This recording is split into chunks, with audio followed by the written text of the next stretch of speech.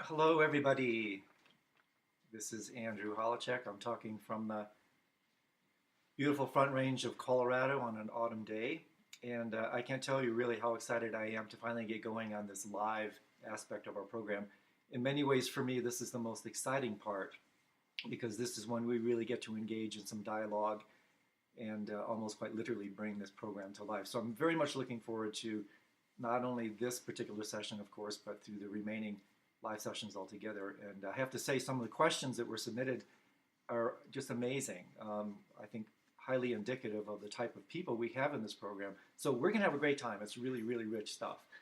So what I'm going to do before I take some of the submitted questions that were selected for me is I want to do just the briefest review of Module 1 so that we're all on the same page, more or less.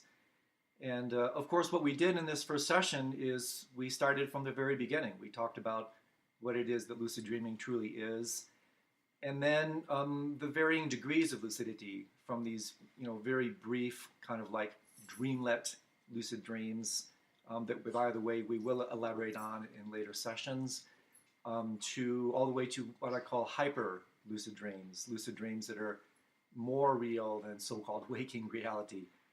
So lucid dreaming really is a broad bandwidth of practices and different degrees of lucidity, which I think is really important because it will help us gain a sense of inspiration that even if you're having just a few seconds of lucidity within like a nap, that's a success story, and we'll definitely talk more about that later.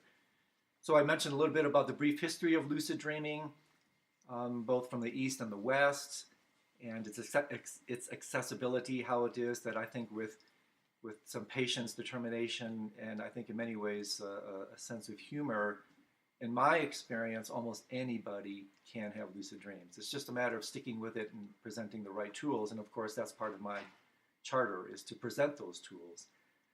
Then we referred to some of the benefits, which are really off the charts.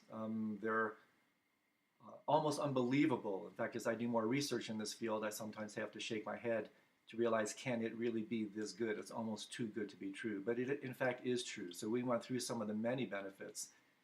And then I think really the heart of the practice, or the heart of the session, this first session was our first exercise, our first practice, which was working with mindfulness meditation as a form of daily lucidity.